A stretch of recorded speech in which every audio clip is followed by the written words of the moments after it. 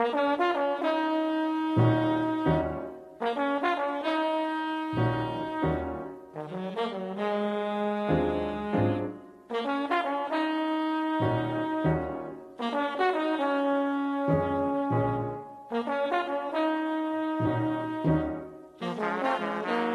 afternoon. Welcome to Turn Out Radio on CIUT 89.5 FM.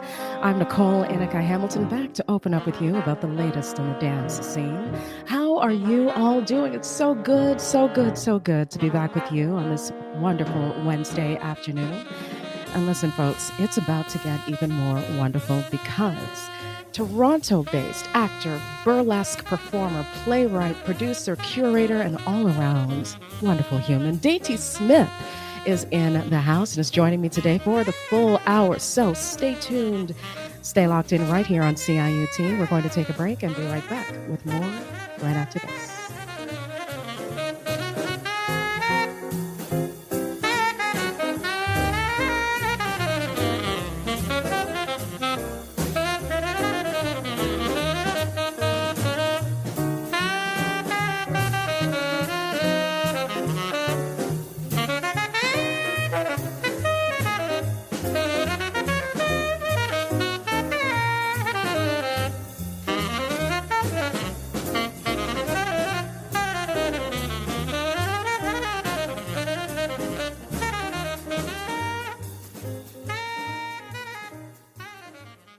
CIUT 89.5 FM, the sound of your city.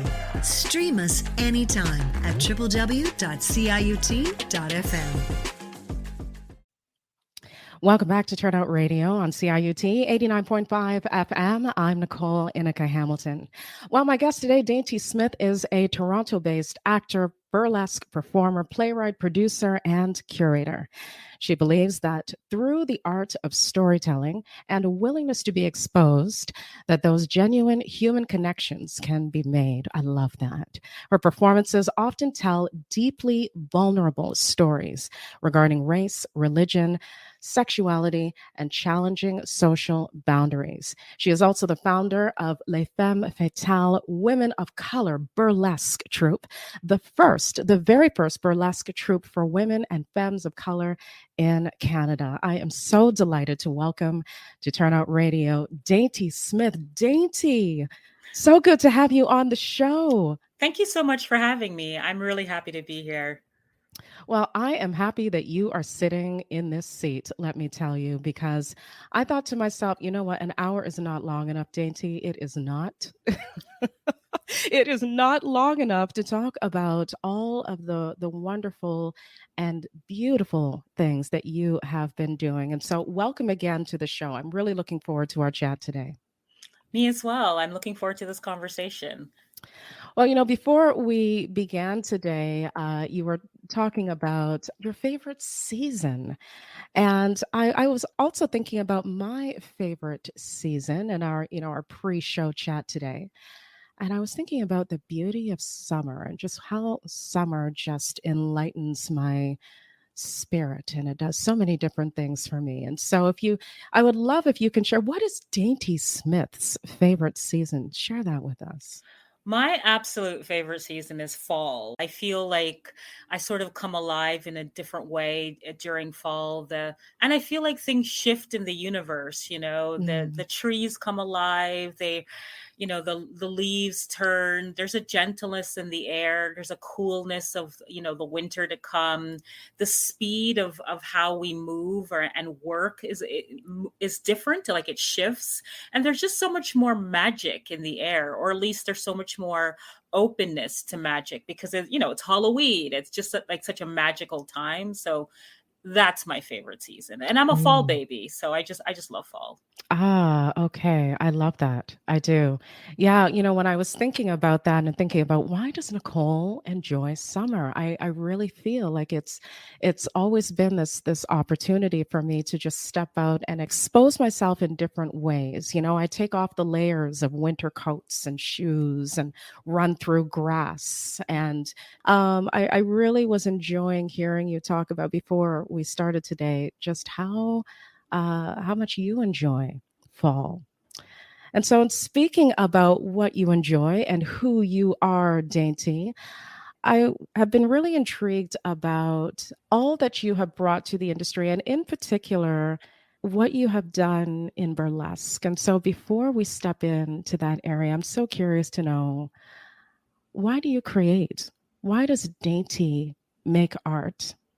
I love that question. It's a really good one, but the answer is really quite simple. I'm just obsessed with stories and storytelling, whatever format that is, by the way, whatever the medium is. I'm really obsessed with how we connect with each other, how we remind each other that we're not alone and that we're all vulnerable. And I think it's been a lifelong obsession, and maybe it came from, I grew up in the church and my father's a pastor, so I spent the first 20 years of my life hearing my father preach on the podium. But I just think that stories are so powerful and they impact us deeply, and I really want to be a part of that.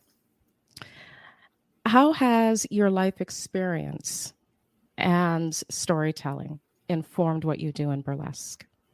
I think that's a great question. For me, there's no separation between storytelling and burlesque. I think that burlesque is another way to tell a story. And when I go up on stage, I'm bringing a character, I'm bringing a narrative with me. I think it's important that the audience understands that they're not just there to consume me. It's really quite loaded and political that I'm on a platform and I'm on a stage and I'm burying myself in a political way. And so whenever I get up on a stage, I'm carrying everything with me. And I've heard you say that when we're talking about burlesque, prior to today's interview, I'd heard you say this on a public platform, that when we're talking about burlesque, we are indeed talking about the politics of desirability. Can you share more thoughts on that? For me, it's always been clear that when we talk about burlesque and when we talk about certain other topics for sure, but when we talk about burlesque, what we're really speaking of is the politics of desirability. We're really just like talking about who gets to be considered beautiful, who gets to be considered desirable, who is included in those conversations. And it goes deeper than that, because what we're also really talking about is who is considered lovable, who gets to have community, who gets to get hired for jobs, all of that, right? And so the politics of desirability is deeply embedded in burlesque. It's about a particular body, a particular person being on a stage, and they are being looked at, they are being considered, they are being taken in, they are being consumed in a particular way, they are being looked at as someone of value, of worth.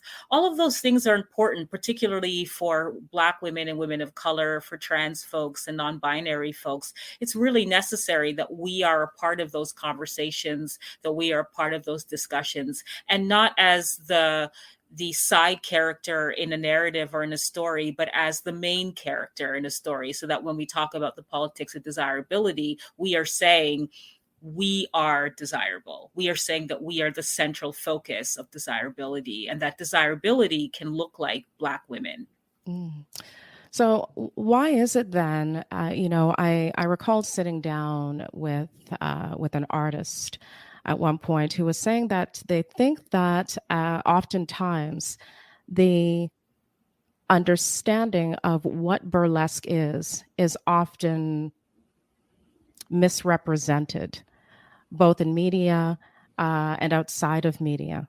Why do you think that is? Where is it that we have gone wrong in misrepresenting this beautiful art form? I think it's really complicated, but also at the same time really simple. We live in a patriarchal society. We live in a deeply misogynistic society. And I think those are one of the reasons, or a couple of the reasons. Also, in a Western context, we live in a Judeo-Christian society. There are reasons, really, why burlesque is viewed as something that could be not feminist or shameful. And also, if you really think about it, anytime a woman owns her body or her sexuality, it becomes inflammatory somehow, because she's decided to like herself. She's decided to see herself as an object of desire or beauty, because she has decided to commodify herself. We've been doing this in terms of we and doing this. burlesque has been happening for a very long time. The art form of burlesque has been around since the 1600s. So burlesque has always been here. Women doing burlesque has always been here. Queer folks doing burlesque has always been here. It's not a surprise. It's nothing new. It's been around for a long time. It's constantly changing and evolving. And when it had its major resurgence in the 90s, it took on all these other possibilities. But really, burlesque has always been political and feminist and queer and women-centered, always. And I think in a modern context, it's very easy to sensationalize it, to make it trivial, to make it not important. You know, whenever women like something, it's just like when girls like a boy band, then obviously the music is stupid. You know, when girls like Britney Spears or if girls like Beyonce, then obviously it's not real music. And so, again, that's because of the world that we live in, where women are at once highly desired, but also highly held under suspicion. And so I think those are the reasons why burlesque is so layered and so complicated, and why people like it but don't like it at the same time, or why it's easy for people to deliberately misunderstand burlesque. Absolutely. And at times even potentially fear it because of not understanding it. Yeah, I think that, you know, a woman bearing her body is really complicated for folks, because then it brings up questions of feminism and respectability politics. And is she a good woman? Is she likable? You know, in a romantic context, is this a woman you could take home to your mother? Is she dateable? Is she a wife material? It's all of those things that comes up every single time a woman gets up on a stage. And so how do we push forward then, Dainty, the importance, the necessity, the realness, the truth of burlesque? I think we have to keep doing burlesque. I think we have to make burlesque incredibly political, incredibly empowering, incredibly sexual, sex positive, all of these things. I think we have to keep challenging boundaries. I think we have to keep having conversations, even when they make us uncomfortable and we don't like them. We have to keep advocating for ourselves and each other and learning how to be better allies. We have to do all of that work. It's heavy work and it's hard work, but it's necessary because we're really talking about ourselves. We're talking about self-ownership and agency and self-love, and not in a wellness context that's, you know, trite or has been corporatized or used in a, you know, an entirely privileged or Eurocentric way, but really real wellness. And I'll give you an example. I love red lipstick. I love red lipstick. If I don't wear any other makeup, like if I just put on like a tiny bit of foundation because I got to run to the corner store, but I have to like make sure, because I grew up in the church, so you have to look put together. I always put on a red lip, you know. The reason I started wearing red lipstick is for a couple of things. I grew up in a small white neighborhood, a small white town. I was never really considered the pretty girl. No one was really asking me out. Like I didn't have any boyfriends all through high school. I do remember folks telling me my lips were too big or too fat. Like nobody really liked the way my mouth looked. And again, because I grew up in the church, my father, you know, was really religious and really strict and quite traditional. So you weren't really allowed to wear makeup or do anything that was considered improper as a lady or as a woman. And I still remember the surge of power I felt the first time I put on a shade of red lipstick, and it was the wrong shade of red. It was like orange and it was awkward, but I was a teenager and I had never felt so empowered in my life. I also had never considered that I was pretty. I'd never considered that I could make a choice that was different other than the choices that were presented to me, you know? And so red lipstick has become such a form of empowerment for me, and a form of self-love, and a radical act of taking care of myself every single day, just as a Black woman moving through the world. It's something very simple, but also very powerful at the same time. I think sometimes burlesque is like that. It's very easy to dismiss it or consider it, again, not a serious art form, not highbrow or not feminist, or to tie respectability politics to it in a way where you uplift some women or shame others. I don't want burlesque to be about that. And the women and folks that I talk to and have conversation with, burlesque isn't about that. It's about so many things. It's about how to pay your rent. It's about how to celebrate your fat body. It's, or your disabled body, or your tattooed body, or your hairy body. It's about loving your indigenous body and your Black women body. And I mean Black women in different shades and hair textures and nose shapes, right? It's about loving yourself and enjoying your sexuality, or imagining that you're beautiful, imagining that you're part of the conversation of beauty and glamour. It's about getting up on a stage and you're anywhere from a size 0 to a size 24 and owning that stage, which really means that you believe that you belong in the room. You believe that you belong on that stage, which translates to you believing you belong other places as well. And so while it's easy to dismiss burlesque or second guess it or think that it's not important, it is important. It's all of those things because of all the things that it's doing, both for the performer and also for the audience. Absolutely. Ooh, beautifully said. In a world where we're often told that we don't belong in certain spaces, the bodies that you've mentioned don't belong on certain stages. How radical, how beautiful, how awesome is it that we can take up space? Exactly. In this way. And hearing you talk about your own experiences and even just the act of putting on red lipstick, and I sit before you wearing red lipstick myself right now, and thinking about having grown up in the church myself, how freeing, how empowering, how delightfully delicious it is to know that we can take up space just as we are, and be sexy and be beautiful and be empowered and be political and be radical and be desired. And so I find this extremely incredible that you would give those shares. I just think that it's important, it's really important that we are the narratives, and so that we are the architects of our own story, and that when we are given narratives, when we are given stories, that we can ask questions about the stories we're given, we can rewrite them, we can say, perhaps there is another version of the story you just gave me. I've been doing that my whole life, and so I think we just need to keep doing that. There is a weekly burlesque show that happens every Sunday. It's called Cherry Colas. It's women run, Femmes centered, and it's curated and produced by Dolly Berlin, who is an Indigenous producer, curator, and showgirl. She is a member of Les Femmes Fatales as well. And every Sunday, you get to see all different types of performers on that stage. One of the coolest things about Cherry Colas and about Sinful Sundays is the tagline is Toronto's Temple of Tease. It's called Toronto's Stripper Church. And so when people go to a show on Sunday, they say they're going to church.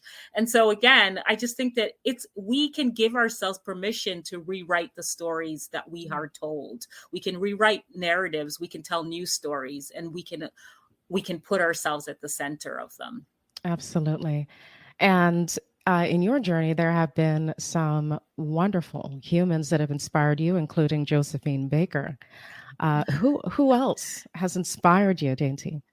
I've been inspired by Josephine Baker, Dorothy Dandridge, Eartha Kitt, and Toni Morrison. Toni Morrison profoundly changed my life. Maya Angelou, Zadie Smith, and James Baldwin. Those are the people that radically changed my world, really.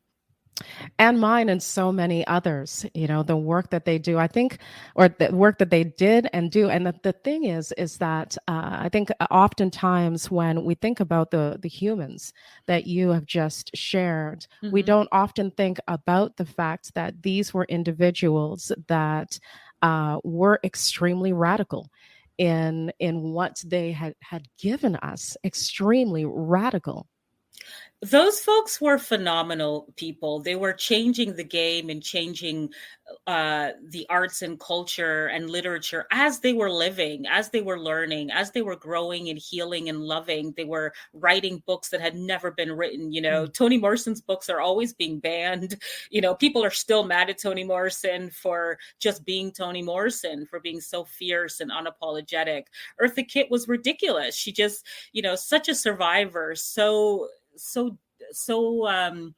radical in the way that she decided to live her life with such fierce authenticity. She was so relentless. I read recently the producers, when they were casting for Eartha Kitt to become Catwoman on Batman, the one of the producers said she was already Catwoman. Mm, We yes. just, she looked like a cat, she dressed like one, she spoke like one. We just casted her as Catwoman for the show, and we thought it would be radical to make a Black woman Catwoman. Oh, I love that. Well, here's to Eartha Kitt and being a cat woman. Here's to you, Eartha Kitt.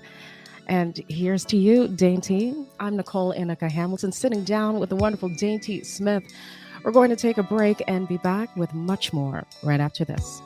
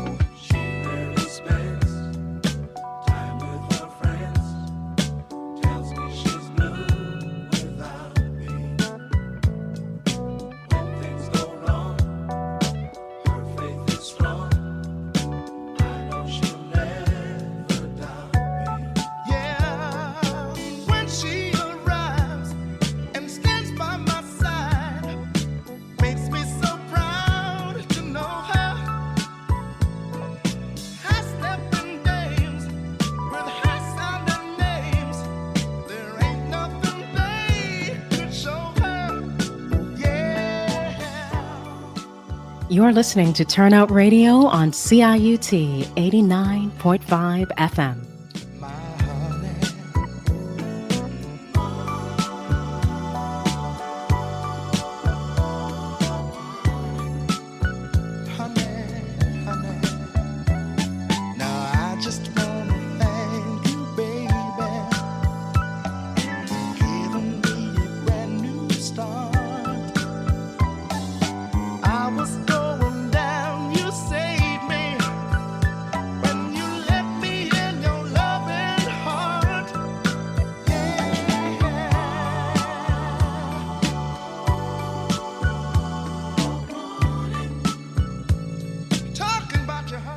That was Oh Honey by Delegation. Welcome back to Turnout Radio on CIUT 89.5 FM.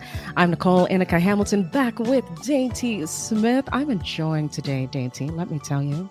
I am too. Thank you so much for having me again. It's been a real pleasure talking with you. Oh, and you. Why don't you just join me every week? Why don't we just make that let's just make that a plan. We'll do it. We'll make it happen.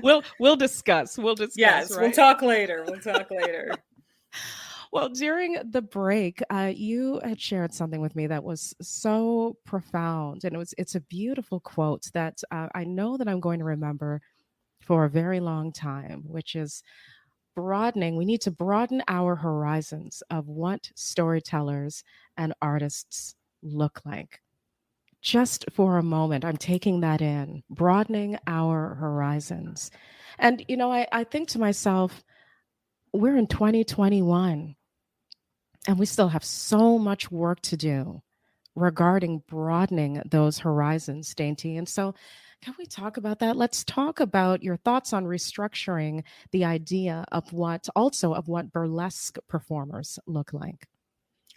I think it's really important to release your assumptions, and we all have them. We all have assumptions on who people are and what they do, you know what I mean? Based on what they look like, based on their social media, based on if you heard them talk one time, or just even how they dress, really. And so we sort of built up a false narrative in our mind of that we assume that person is. And again, we all do it to some degree, but I think we need to work on challenging ourselves that we don't hold those assumptions to be actual truths, because they're not true. And so broadening our horizons on what artists and storytellers look like is really important. You can be an artist and be a lawyer. You can be an artist and have a full-time job. You could be a full-time artist and have a full-time hustle or side hustle. You could be an artist and be a mother and have a family. All of these things are really important, that we're not having one set idea that this is what makes an artist, this is what makes a storyteller. And I think the same thing can be applied to burlesque. There are mothers in burlesque, there are fathers in burlesque, there are parents that do burlesque. And so restructuring our concept or our ideas or our assumptions on what burlesque is really important. Burlesque is for everybody. It's for everyone. Everyone, absolutely. And so, when you had mentioned that we all do it to a certain degree, I highly agree with that. And so, stepping into that place of actively considering, actively, not even considering, pushing past that and actively doing the action of restructuring that idea in our minds of who burlesque looks like. Yeah, because we can't make up a story based on what someone looks like, So I've run into folks, and I've had folks say, "Oh, you just, your name is Dainty. You're so ladylike. You dress like you're from the 1940s and the 1950s. You look like a lady. How come you're doing this?" I've had people ask me why I'm not married yet. Like, what's going on? Why are you doing this? And so we're making up assumptions. We're assuming something about someone based on how they look, how they dress, what you saw on their social media, on their Facebook or their Instagram. And it's okay to remind yourself that you don't know everything. It's okay to say, "Oh, I can change my mind about that," or "I guess I was wrong," or "I thought I knew, but I didn't." It's okay to ask questions, even if they're dumb. It's okay to ask questions. It's okay to Google. It's okay to look things up, to be like, "Oh, I didn't know, someone said they were a burlesque performer. I don't think I know what that means." And just literally Googling it on your phone or on your laptop to see, maybe I think it's this, but maybe it's not that. It's really important that we just kind of gently check ourselves. We don't have to be hard on ourselves, but we do have to hold ourselves accountable so that we are able to approach people or look at people with a little bit more of an open mind and an open heart. The world is hard enough, you know what I mean? So it helps to be a little bit kinder to ourselves and to each other.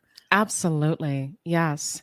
And centering care more often. If we say that we want to learn about burlesque and we want to understand humans, then we have to do the work in order for that to happen. And part of doing that work means that we're centering the care of humans. Absolutely. I think we're centering care, we're centering curiosity, we're centering open-mindedness, we're centering our uncomfortability. If you're uncomfortable, there have been so many burlesque events and shows I've been at, either as an audience member or as a producer or as a performer, and seeing who I assume to be a cishet man, so a straight guy, heterosexual, and he's at a club and he's here to see some naked girls, and he's just there with his beer or his whiskey or something. So I'm assuming, okay, I'm making assumptions about this guy. I'm assuming he came to see some dancing ladies, and he's not really interested in anything else, but he's here. And then someone comes on the stage to perform, and the person is not a size 2, or not white, or not blonde, or a 6 foot tall black guy who's doing burlesque, or just like a guy doing burlesque, or the person is non-binary or trans. And I have looked at the same audience member, the same, straight guy or straight white guy in the audience, just to see what is he going to do. And sometimes you can see someone's mind being opened. Sometimes you can see someone being like, Right. oh, I was just at a show and I was hosting the show. I was emceeing it, and I introduced the first two beautiful performers in the first set. And then to close the set, I said, all right, and now coming up to the stage, something a little different. I hope you're strapped in. Please get excited. And then a man walks on, and I heard an audience member, a masculine audience member, say, oh, a dude. Okay. Like I heard him say that, oh, a dude. Okay. And he just went with it. He had clearly came with his partner on a Saturday. I think it was a Saturday or Sunday night. He came for a show, a nice, sexy, fun date night with his partner, have some drinks, enjoy something that was fun, teasing, playful, sexy, go home with his partner. In his mind, what I think he is, what I'm assuming is that he thought, I'm going to go see some beautiful women. It'll be nice. It'll be fun. It'll be sexy. I'll be respectful, but I'll enjoy them in a really sexy, fun way, hands off. And I'll be with my girlfriend or my wife. And that's what he was there for, is what I'm assuming, just watching him. And then a man walks out. A man walks out on the stage. And I heard him, to the side of me say, oh, a dude. Okay. And then he just went with the experience. And then it turned out the performer is a fire performer. And so he had come out and he was sort of bringing a circus element into it because he was breathing fire on the stage. And, the gentleman that was there with his partner had a wonderful time. He was like, oh, I didn't expect to see this. This is so great. I've seen men, scream and shout at a stage because, again, they came to see a burlesque show and they assumed it would be full of beautiful dancing women. And then a guy comes out and they're like, all right, let's see this guy do his thing. And then the guy, the masculine presenting burlesque performer shakes his booty on stage. And I've seen men in the audience, at first not really sure. And then they just go with it. They start screaming, they start shouting. They're like, all right, he's working it, And I think that kind of approach to having care and curiosity, being comfortable with your sexuality, being comfortable with your uncomfortableness can go a long way. Far beyond burlesque, but for so many other conversations. And so I think it's just a wonderful thing to just gently nurture in yourself. It's a new habit to get into. And once you start doing it, then you do it more often, over and over again. You just kind of gently check in with yourself. Yes, indeed. Reconstructing, reconsidering a lot of the things and messages that we've been conditioned to understand. Yes. And I think that that's part of it. We've been conditioned. We all have been, right? We're all being brought up with a particular set of ideas and rules and regulations and shoulds and should nots, and what is good and what is bad, what is pure, what is not pure, what is shameful. We've all been brought up with them. And I think the more that we question them, the more that we buck against those rules and those ideas, the more we liberate ourselves. And I'm interested in that. I'm trying to get free. I'm trying to get my people free as much in as many ways as possible, without question, as much work as it takes, as much love as it takes. I'm trying to do that. And I want to be around people who are also committed to that. I think that the world is really beautiful and really hard at the same time. Yes. And the ways in which we can participate in making sure that the world in our corner of the world is actually a kinder, safer, gentler place to be is a good idea. It's a good practice. It's a good way to be in the world. It means that we can see across our differences. How do I, as an ex-church girl, a Black girl moving through the world, I remember once going into a venue and this big guy, he sort of looked like a motorcycle guy or something, and a big beard and a leather jacket, and he was tattooed, and just like this big he sort of looked like a tough guy. And I was walking into the show because of course I was running late. I have no concept of time. And I was like rushing into the venue. And as he was walking out, he said, oh, hey, Dainty, how's it going? Just the amazingness of the fact that two people who on paper would look as though we have nothing in common with each other, we made a connection. most of the time in my lived experiences, the way that those connections tend to happen is through kindness, through care, through curiosity, and through art. And if we're able to do that, if we're able to like open our minds to art, if we're able to just keep practicing care or curiosity or compassion, the world is a little bit gentler to move through. And I like that for us. I really, really do. I like to imagine that straight men can wear pink and not think that it's, the weirdest thing in the world that they wore a feminine color. I like that women can hold all that is delicate and soft and ladylike, as well as whatever is raunchy and sexy and sexual and feminist in the same body, that our bodies, in my opinion, I think our bodies are holy when we're naked and when we're not naked. And so I'm not interested in conversations or ideas where for whatever, not for whatever reason, but because of Judeo-Christianity or other forms of religion, the feminine body or sexuality is not considered holy. I think we are holy. I think we are magnificent. I think that we are storytellers and wise women and witches and medicine women. I think that we are midwives and creators and folks who continually change the world and how the world gets made and formed simply by our existence. Our grandmothers and our great-great-grandmothers give us stories and lessons and home remedies. I think we know how to make magic every single day of our lives. I think we know what resistance looks like any single time we look in the mirror. Yes. And so I just, again, I think burlesque for me is making sure that we remember that beauty or glamour or desirability also looks like us. And that's part of our daily living and part of our daily struggle and part of our daily quest to get more free. Because again, I think that this world is incredibly hard, but it can also be incredibly beautiful. Yes, indeed. And, in that getting free, Dainty, it really does remind me of something that I was asked quite some time ago by a colleague of mine. And that was, how are you surviving, and what does surviving look like for you? And I thought for a moment that, I really don't want to exist in space surviving. I want to thrive in all of the ways that you've just shared. I want to thrive. I want to connect with humans. I want us to be connected. I want to share. I want us to have conversations. I want us to talk about the things that we aren't always talking about. I want to thrive. And so in all of those ways and all of those facets that you had just mentioned, including how difficult, how challenging, how hard it can be at times to exist in this world, it can also be beautiful. It can also be beautiful. And I think that's why art is so necessary, because art reminds us of that. Art reminds us that we're not all alone. That's one of the most powerful things about art, is that art reminds us that every single one of us has been left or been abandoned or had our heart broken or felt that we were not good enough or, wanted to belong to a family or a community of sorts. And art does that. I think storytelling does that. I think performance does that.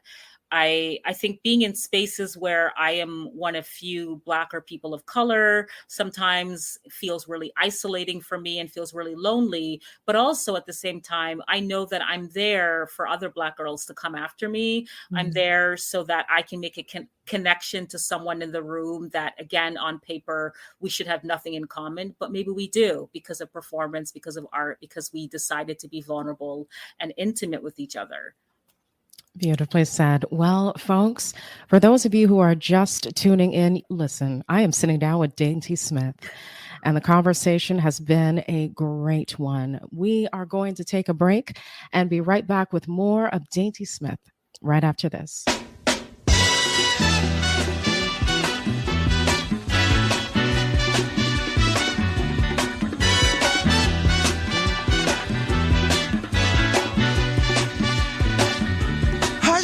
Child, and don't cry.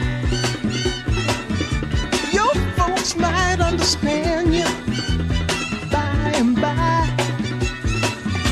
Just move on up toward your destination, though you may find from time to time complication.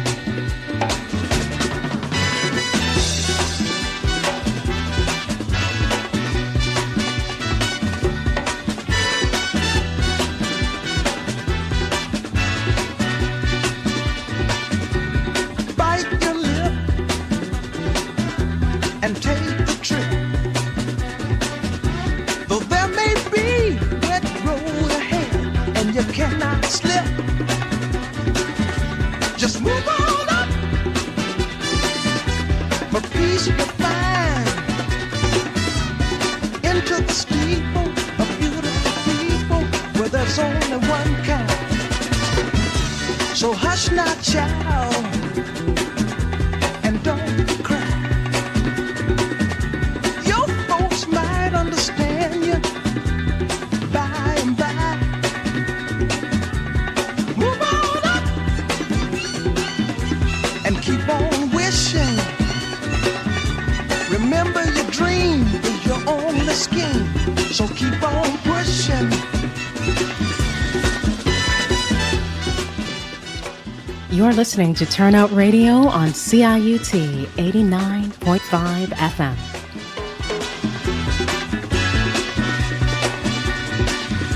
Take nothing less than the supreme best. Do not obey, rumors people say, but you can pass the test. Just move on up to a greater day. With just a little faith, if you put your mind to it, you can surely do it.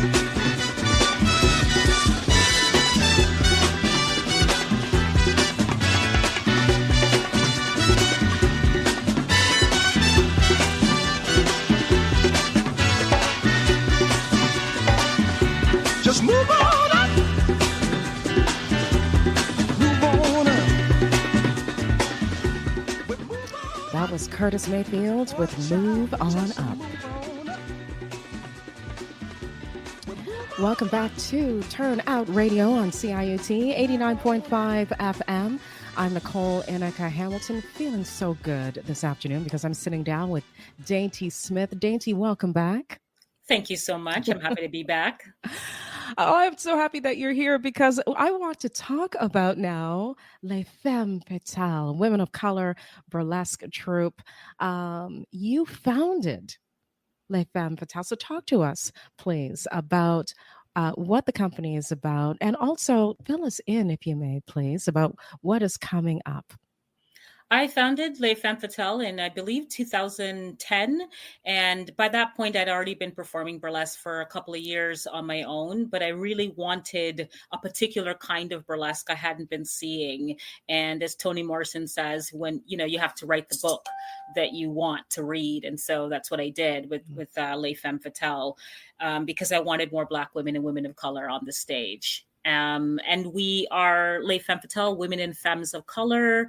We do burlesque, we do performance arts, we do intimacy, sensuality, sexuality, we do raunchiness, we do holiness, we do sacredness, we do art, artsy fartsiness, we do theater, and we do cabaret, and we marry both of those art forms together in all of our shows. And what about things like classes and the opportunity to learn from you? Is that something that is available? We were teaching. I was teaching with artists and activists Raven Wings for a good couple of years. We had a program called Body Love, which we taught out of the 519 Community Center. And we are in talks to bring it back, but we're trying to figure out what the new format could look like. And so we're just trying to finalize the details for what the next Body Love can be, because folks have been asking us, can you bring Body Love back? So we're trying to make that happen for everyone and for ourselves. I also just want to let folks know about our next show, if that's okay. Oh, please do. I'm already excited. I want to jump out of my seat. Yes. We have the next Femme Fatale show on November 18th, and it's at Buddies in Bad Times Theater. And the show is called Lilith and the Otherworldly Creatures. And you can... We actually just sold out. I found out today we are sold out, but you can watch it online. It will be live streamed. And so, please tune in and join us for that show. We are so looking forward to it. It's going to be a really great time. So exciting. And where can individuals go, Dainty, to stream? You can check out the Buddies in Bad Times website. They're going to be linking all the information for the events that they've programmed coming up and currently right now, because they're doing a hybrid where they have live events, but also live stream it. And so for each of the event, the information will be listed on their website. Okay, very exciting. And what about Les Femmes Fatales? Where can individuals go to find out more? Please check us out. We have our Instagram called Les Femmes Fatales, WOC, Women of Color, and you can follow us there. There are 16 members of us in the troupe, and we each week we take a turn curating it and putting together our beliefs, our politics, our values, our hopes, our dreams, also what we think is funny and how much we like cats. And so currently we have Ermita La Dolce, who is curating right now. And yes, please check us out because we put all of our shows in there as well. And because all of the members of Les Femmes Fatales are, of course, working artists and working creatives, we plug not just Les Femmes Fatales shows, but we also post and plug what other events or what other shows that we are doing in our Instagram page as well. So please check us out, Les Femmes Fatales WOC on Instagram. Okay, well, you heard it right here, folks. Check it out. Dainty, you are joy. You are wonderful. You are awesome. You are delightful. And it is so incredibly special to share space with you this afternoon. Thank you so much for sharing your wisdom, your heart, and so much more with us on the show. Such an honor. It has been such a pleasure. The hour just flew by, and I hope I didn't talk your ear off too much, but I tend to feel passionately about these things. Not at all. You know, you can come over to CIUT anytime and talk my ear off because I was loving every minute of it. Again, the hour is just never long enough. Thank you so much. It's been so filling. To hear these shares and to know that we have this wonderful platform in order to share it with others. And so much gratitude for you. Thank you for sharing space with me this afternoon. And thank you so much for having me. It was a real pleasure. Thank you, Dainty. And thank you to you, all of you, for tuning in this afternoon. What a joy. I mean, come on. What a joy Dainty Smith is. Be sure to check us out at turnoutradio.com so that you can learn more about today's conversation, and be sure to connect with us at Turnout Radio at CIUT.FM. We'll be back next week, Wednesday at 2 p.m. EST. Thank you again to my guest, Dainty Smith, for joining me for this past hour. I'm Nicole Inica Hamilton. I hope your week finds you turning out to dance.